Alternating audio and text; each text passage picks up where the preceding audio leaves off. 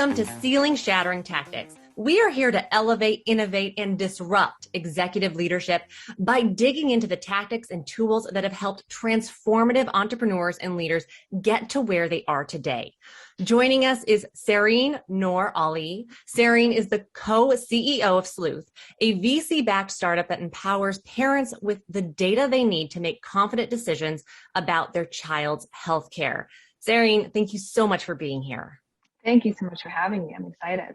Okay, we want to dive in. What is your tool or tactic that has elevated your work?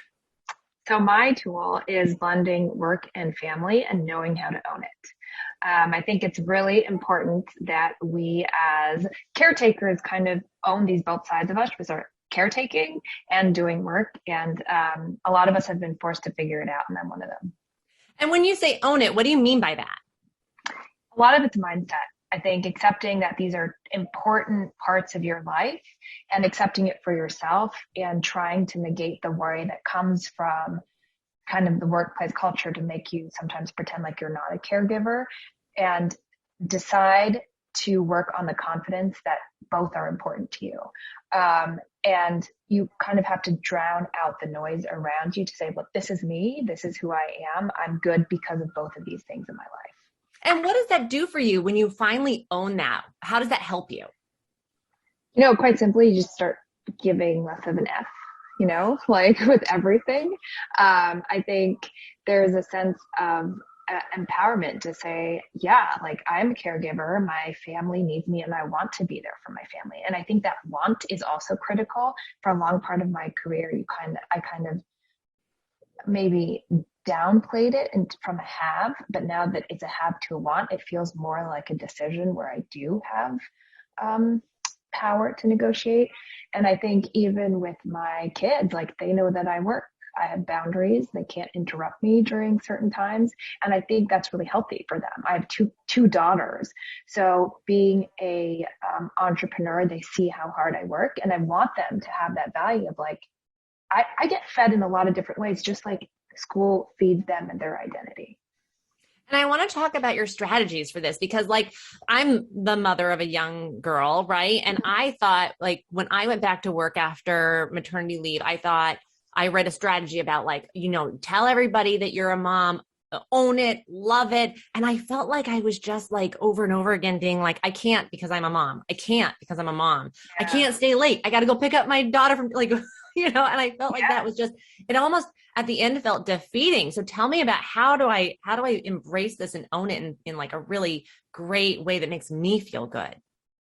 I think it's, whether you choose to vocalize it to people, to me is secondary. It's really what you've made peace with in your head, right? And so then everything about time is how you prioritize. Your schedule is a reflection of your priorities, right? So let's say I decide to miss the soccer game, but I go to the doctor's appointment. That's where I start shuffling around, and it becomes very clear to me, like, here are my top three. And then I let other things go to the wayside, and we do have another caregiver.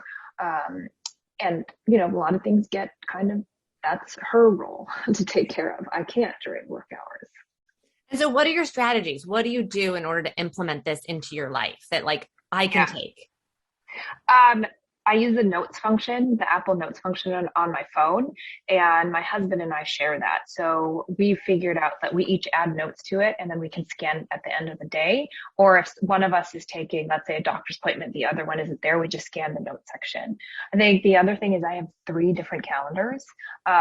One is my personal calendar, one is my family calendar, and one is my work calendar. And I have all 3 open at the same time. My personal calendar doesn't get used as much actually. But the kids calendar is really important. And then anytime anyone asks me, it's just like there or it's shareable. I can't live without that. And I'm constantly live updating that. That's amazing. And so, I want to ask you, how has this, just implementing this in your life, like what example can you think of how this has just made a transformative difference? Yeah, I think a lot of things about motherhood, I think, are on the go. It's like, where are the kids now? What are they doing? And that calendar lets anyone know where they are at a given time. And like you have to shrink the time that you spend during the workday on those kind of things, right? So like if you have it on your phone and you have it on your laptop, you're constantly like, it's always there. Also, the contact information is really important, right? So like all of my contacts have my kids' full contact information. So it's like, if it's the insurance company, then I know what extension to press if I have to get, to a certain type of person or a certain type of doctor. And like all those little shortcuts electronically end up saving you like an hour at the end of your day. And that's a lot of time. But so like you've talked about finding that balance and as moms, we're not just moms, we're not just entrepreneurs. How do you blend that in your head and kind of represent that and get that out there while you're doing your work? So I guess I have the advantage of having a children's health startup, which was inspired by my own caretaking journey with my younger daughter who has some medical needs. And so it's been an evolution. In the beginning, I was really afraid to tell people about it. And so I remember when I met my co-founder in the incubator, I remember telling, before I decided to join the incubator, I kind of said, listen, I'm not going to be there for drinks.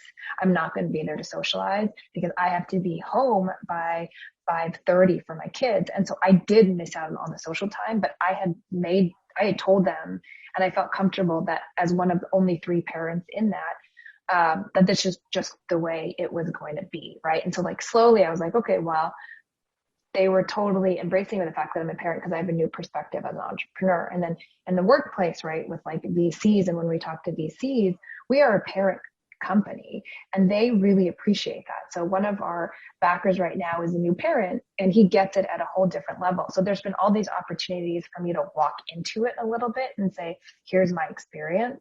I think you also have to show that, like you figured out your productive hours. And that's, I think, where the idea of like just owning your schedule, especially post COVID, you can own your schedule more and say, it's like, well, if you're working at midnight, you're working at midnight, but you're working, like you're getting it done and having confidence that that's fine. What's amazing is, and my team has learned that with me now, that my productive hours are from 6 to 8 a.m. And Yeah. I'm like, and I've got partners, across the US. And I'm like, nope, if you want me and you want me at my best, grab my time at 6 a.m. Yeah, completely. Completely. And it works, it works pretty well, right? Also, the other thing is when I think about before I had kids and I had an 8-hour day, I didn't work all 8 hours. Like if I'm going to be real, like I could have gotten that done in 3 hours. Like, I also think that caregivers tend to be, especially moms, are really productive. Like if I'm in my zone, I can knock it out like in 3 hours for sure. And I mean, you see those articles about people working two jobs at the same time. It's like you just kind of rev up and rev down as you need. No, 100%. And, I want to know what is something that you've embraced that has also helped you with this, find the work, family, caretaker balance. I've had to learn the hard way to ask for help. So I'm very, very honest with people around me, like my close-knit circle, about what's going on.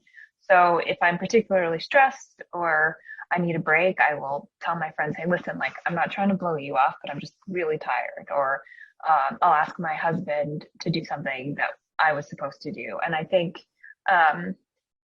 doing it also means that you're willing to forgive yourself. And I think it's hard to not want to be perfect for everyone and your kids. And so sometimes the ball is going to drop and sometimes the outcome is going to be less than perfect.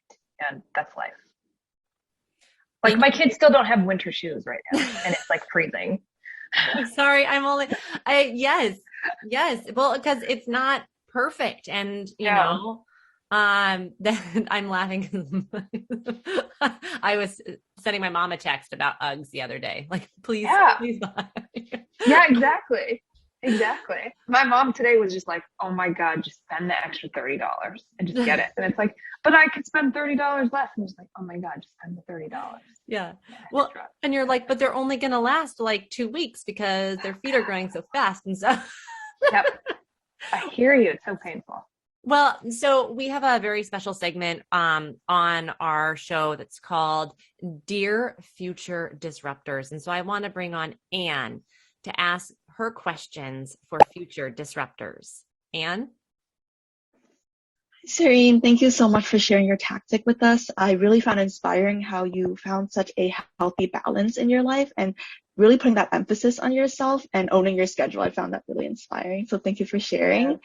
And so I'm going to ask just 2 quick questions, and you can answer them as in-depth as you like. So the first question is, what is one decision you made that changed the trajectory of your life? Wow, there's so many. The big one is moving to New York. I lived in DC. I worked for the government for 5 years. And I grew up in a family that worked in international development. So it was kind of like a really big thing then to go into public policy and international affairs. Moving to New York was the first time I did something completely whiteboard, and I loved it. Like, I would not be the person I am without having lived here, and I am glad that I gave myself that space to grow. That's great. And what are some resources you would suggest for new leaders? The number one resource for new leaders would be to find a community of people that you want to be like. I think, to level up to the people that you aspire to, there is nothing that replaces that wanting to be ambitious and wanting to be as impactful as the peers around you.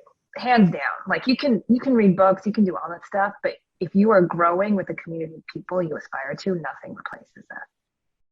Yeah, I think it's so important to find different communities around you and really feel like you have a belonging somewhere. Yeah. And I think the critical part of that is it should be people who are a little higher than you in your career, so you can reach. There are a lot of communities of like kind of similar age or peers, whatever, but I think it needs to be the reach so that you get that drive to keep going. All right. Thank you so much, Sehreen. That's all I have for you. Amazing. So yes, thank you so much for sharing your tactic with us.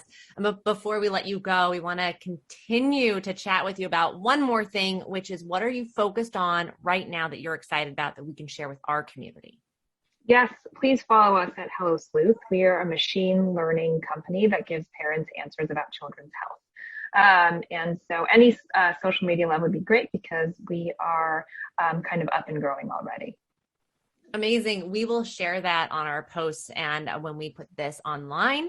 So that is it for this week's Ceiling Shattering Tactics. If you would like more insight into the toolboxes of influential female leaders, such as Sehreen, follow Mind the Ceiling on social media and get the latest updates. See you next week.